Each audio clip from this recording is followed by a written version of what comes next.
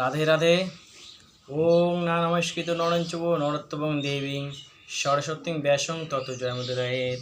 হরে কৃষ্ণ কৃষ্ণ কৃষ্ণ হরে হরে, হরে রাম রাম রাম হরে হরে, হরে কৃষ্ণ কৃষ্ণ কৃষ্ণ হরে হরে, হরে রাম রাম রাম হরে হরে। জয় জয় রাধা কৃষ্ণ প্রেমানন্দ নিতাই গোপানন্দ হরি হরি বল।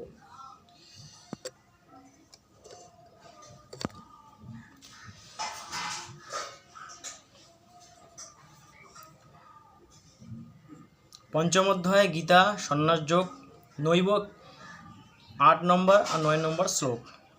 নৈব কিঞ্চিৎ করমিতি যুক্ত মন্যতে তত্ত্ববিদ, পশ্যন শৃণন স্পৃশন জিঘ্রণ অশ্বন গচ্ছন স্বপন শশন, প্রলোপন বিসৃজন গৃহণ উন্মিষণ নিমিষনপি ইন্দ্রিয়ানীর্থ এষু বর্তন্ত ইতি ধারয়ন। তত্ত্বজ্ঞান সম্পন্ন সাংখ্যযোগীগণ দেখা শোনা, স্পর্শ করা, ঘ্রাণ নেওয়া, খাওয়া, চলা, গ্রহণ করা, বলা, ত্যাগ করা, শয়ন করা, শ্বাস গ্রহণ করা, চক্ষুর উন্মিলন এবং বন্ধ করা, এই সকল করা সত্ত্বেও মনে করেন যে সকল ইন্দ্রিয় তাদের নিজেদের বিষয়ে কাজ করেছে, আমি স্বয়ং কিছুই করি না। যারা তত্ত্বজ্ঞান ব্যক্তি, যারা সাধু ব্যক্তি, কথা বলা, চলা, গ্রহণ করা, যা কিছু শোনা, যা কিছু শ্রবণ করা, যা কিছু বলা, চলা, খাওয়া, যা কিছু শয়ন করা, শ্বাস প্রশ্বাস করে নেওয়া, যা কিছু আমরা কর্ম করি, যা কিছু আমাদের সমস্ত ইন্দ্রিয় কাজ করে, যে তিনি মনে করেন যে আমি স্বয়ং করতেছি না, স্বয়ং প্রকৃতি আমাকে করাচ্ছে, সমস্ত ভগবান করাচ্ছে আমাকে। যা দেখতেছি, যা কথা বলতেছি, যা খাচ্ছি, আমরা যা শ্রবণ করতেছি, যা হাত দিয়ে কাজ করতেছি, ঘুমাচ্ছি, উঠা বসা, যত কিছু কর্ম আছে, এই কর্মগুলো কারা করে? কে করে? আমি যদি মনে করি আমি কর্তা, তাহলে কিন্তু হবে না, মনে করতে হবে যে প্রকৃতি যে আমায় কর্ম করাচ্ছে তাই আমি করতেছি, ভগবান করাচ্ছেন তা আমি করতেছি। ব্রহ্মণ্যধ্যায়ে কর্মাণি সঙ্গং ত্যক্তা করতি য লিপত্যতে ন স পাপেন পদ্মপত্রমি বামসা। যিনি ভক্তিযোগী, গীতায় বলছেন, ভগবান শ্রীকৃষ্ণ গীতায় বলতেছেন, যিনি ভক্তিযোগী সমস্ত কর্ম পরমাত্মায় অর্পণ করেন এবং আসক্তি ত্যাগ করে কর্ম করেন, তিনি জলে পদ্মপত্রের ন্যায় পাপে লিপ্ত হন না। তিনি পদ্মপত্রের ন্যায়, মানে পদ্মপত্র হইতে যেন যেমন পদ্মফুল, জলের মধ্যে পদ্মফুল যেমন থাকে, সেরকম সংসারে সাধু ব্যক্তি সংসারে থাকবে, কিন্তু তাকে মায়া আকর্ষণ মোহ করতে পারবে না। আসক্তি যিনি ত্যাগ করেছেন, যিনি আসক্তি ত্যাগ করেছেন, যিনি ভক্তিযোগী একবার হয়ে গেছেন, যিনি ভক্তির উদয় হয়েছে, যার মধ্যে হয়েছে, তারা যেরকম পদ্মফুল জলের মধ্যে থাকবে, তো সেরকম সাধু ব্যক্তি জলের মধ্যে, সংসার জলের মধ্যে থাকবে, কিন্তু সংসার তাকে আকর্ষণ করতে পারবে না। এটাই ভগবান শ্রীকৃষ্ণ গীতায় আমাদেরকে বুঝাচ্ছেন। কায়েন মনসা বুদ্ধা কেবল্যরিন্দ্রিয় ঐরপি যোগিন কর্ম কুর্বন্তি সঙ্গং ত্যক্তাত্মশুদ্ধয়ে। 11 নম্বর শ্লোক। এখানে বললেন, কর্মযোগী আসক্তি ত্যাগ করে শুধুমাত্র মমতারহিত ইন্দ্রিয়, শরীর, মন, বুদ্ধি সহযোগে অন্তঃকরণের শুদ্ধির জন্যই কর্ম করেন। কেবল ইন্দ্রিয়, শরীর, মন, বুদ্ধি সহযোগে অন্তঃকরণের শুদ্ধি করে। এই যে অন্তঃকরণ, আমাদের ভিতরে যে অন্তঃকরণে যে ময়লা থাকে, আবর্জনা থাকে, মানে আসক্তি, কামনা, বাসনা, লোভ, লালসা, দম্ভ, গৌরব, যে মনের মধ্যে ঈর্ষা, বিদ্বেষ করা, সেগুলোকে কি করে আমাদের শুদ্ধকরণ হবে, সেগুলোকে কি করে বর্জন করা যাবে। তাই এখানে যারা সাধু ব্যক্তি, তারা ভগবানের কর্ম নিমিত্ত করে, সৎসঙ্গ, গীতা শ্রবণ, ভাগবত শ্রবণ, হ্যাঁ, ভগবানের সেবা, গুরুদেবের সেবা, নিত্য যারা সাধু ব্যক্তি তারা এগুলো করে নিজেকে সুরক্ষা রাখার জন্য, নিজেকে নিয়ন্ত্রণ রাখার জন্য। তাহলেই সব জায়গাতে সে বাঁচতে পারবে। নাহলে সংসারে যদি আমরা না করি, এগুলো অভ্যাস যদি না করি, আমরা নিত্য যদি আমরা ভগবানের সেবা, গুরুদেবের সেবা, নিত্য যদি আমরা ভগবানের সেবা না করি, সাধুসঙ্গ না করি, গীতা শ্রবণ যদি না করি, ভাগবত শ্রবণ যদি না করি, তাহলে আমাদের এই নোংরাগুলা পরিবর্তন বর্জন হবে না, দেহ শুদ্ধ হবে না, অন্তঃকরণ শুদ্ধ হবে না। এটাই ভগবান এখানে সন্ন্যাস যোগে ভগবান নিজেই বুঝাচ্ছেন অর্জুনকে, শুধু অর্জুনকে নয়, সমস্ত মানবকে, সমস্ত জগৎবাসীকে বুঝাচ্ছেন। এরপর 12 নম্বর শ্লোকে যুক্ত কর্মফলং ত্যক্তা শান্তি মাপনতি নৈষ্ঠিকিম অযুক্ত কাম ও কারণে ফলে শক্ত নিবদ্ধতে।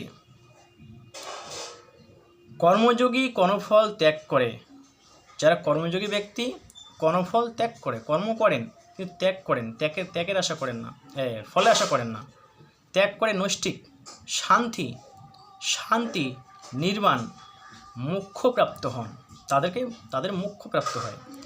কিন্তু সকাম ব্যক্তি কামনাবশত ফলে আসক্ত হয়ে বন্ধন দশাপ্রাপ্ত হন। যারা সকাম ব্যক্তি, যারা সংসার জন্য কর্ম করেন, হ্যাঁ, যারা সংসার জন্য কর্ম করেন, যারা নিজের জন্য কর্ম করেন, তারা কি হয়, আসক্ত হয়ে বন্ধন হয়ে তাদের বিনাশ হয়ে যায়, তাদের দশা খারাপ যায়। কর্মবন্ধনকারক হয় না, কর্মবন্ধনকারক হয় না, বরং কর্মফলে ইচ্ছা বন্ধনকারক হয়। কর্ম বন্ধনও করে না, মুক্ত করে না। কর্মের সকাম ভাব বন্ধনকারক এবং নিষ্কাম ভাব মুক্তকারক। যে সকাম আমরা কর্ম করি, যদি নিজের জন্য কর্ম করি, নিজের ইন্দ্রিয়ের জন্য আমরা কর্ম করি, ভরণ পোষণ করি, সংসার জন্য, কিন্তু ভগবানের জন্য নিমিত্ত আমরা কর্ম করি না, ভগবানকে আমরা সেবা দিই না, গুরুদেবকে সেবা দিই না, সাধুসঙ্গ করি না, সৎসঙ্গ করি না, সৎপথে চলি না, তাহলে কি হয়, তাদের মুক্তি নেই, তাদের বিপদ আপত্তি দুঃখজনক তাদের মধ্যে আসে। আর বলছে যারা নিষ্কাম কর্ম করে তারা মুক্তকারক হয়, তাদের মুক্ত হয়। সর্বকর্মাণি মনসা সন্ন্যাসান্তে সুখং বসি নবদ্বারে পুরে দেহি নৈব কুর্বণ ন কারয়ন। বল জিতেন্দ্রিয় যারা ইন্দ্রিয়কে জয় করেছে, মানে ইন্দ্রিয়কে যারা বশীভূত করেছে, যারা বশ করেছে ইন্দ্রিয়কে, নিজেই ইন্দ্রিয়কে বশ করেছে ব্যক্তি নবদ্বার বিশিষ্ট শরীরে অবস্থান করলে সমস্ত কর্ম বিবেকপূর্বক মানসিকভাবে ত্যাগ করে নিঃসন্দেহ পরম সুখে বাস করেন। এই যে নবদ্বারযুক্ত যে আমাদের দেহখানা, সব কিছু মানসিকভাবে মন থেকে সব কিছু বর্জন করে, খারাপগুলোকে বর্জন করে, কর্মের যে ফলগুলো সেগুলো ত্যাগ করে, তারপর কেউ নিঃসন্দেহে পরম সুখে বাস করেন। কারণ তিনি কিছু করেন নাও বা এবং কিছু করার নাও, মানে নিজে কিছু করলেও যে নিজেকে মনে করে যে আমি কিছুই করতেছি না। হ্যাঁ, তারপর বলছেন ন কর্তৃক ন কর্মাণি লোকস্য সৃজতি প্রভু ন কর্মফল সংযোগং স্ববস্তুত প্রবর্ততে। পরমেশ্বর মানুষের কর্তৃত্বভাব ও কর্ম নির্দিষ্ট করেন না এবং কর্মফলের সঙ্গে কোনো সংযোগ সৃষ্টি করেন না, কিন্তু স্বভাবতই আবর্তিত হয়। ভগবান মানুষের জন্য নিজের কর্ম নির্দিষ্ট করেন সদাসর্বদা, নিজের আসক্তি মোহ ত্যাগ করে ভগবান নিত্য কর্ম করেন, কর্মফলের সঙ্গে কোনো সংযোগ সৃষ্টি করেন না, যে কর্মফলের জন্য কোনো ভগবান সৃষ্টি করেন না, যে কর্মফলে আমি আশা করব ভগবান সে আশা করেন না, কিন্তু স্বভাবই আবর্তিত হয়। এগুলো আমাদের মধ্যে আবর্তিত হয় যে আমরা কর্ম করি, কর্মের আমরা আশা করি, ভগবান কিন্তু কর্মের আশা করেন না। স্বরূপের ন্যায় পরমাত্মারও কাউকে কর্ম করার প্রেরণা দেন না, ভগবান কাউকেও কর্ম করার প্রেরণা দেন না।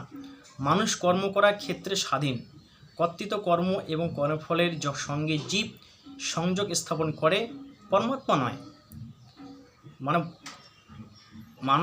যারা মানব জাতি নিজেই কর্মর ফলের সংযোগ হয়, কিন্তু ভগবান নয়।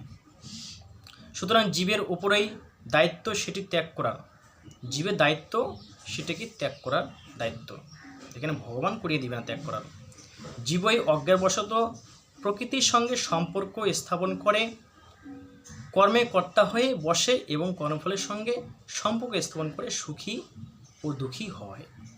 যে কী বলছে, জীব, সুতরাং জীবের উপরেই না, জীবই অজ্ঞানবশত মানে অজ্ঞানবশত প্রকৃতির সঙ্গে সম্পর্ক স্থাপন করে, প্রকৃতির সাথে কর্মে কর্তা হয়ে বসে, নিজেকে কর্তা মনে করে এবং কর্মফলের সঙ্গে সম্পর্কে স্থাপন করে সুখী ও দুঃখী হয়।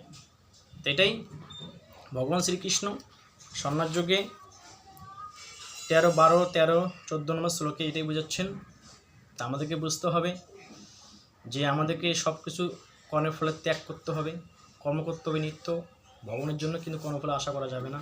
তা রাধে রাধে বন্ধুরা, মিত্ররা, আজকে এখানে শেষ করি।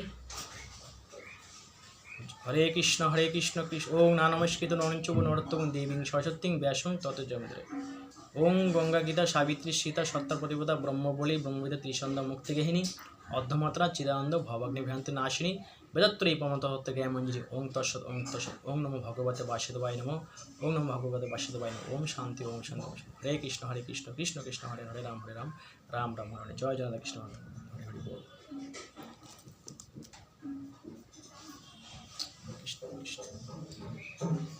রাধে রাধে।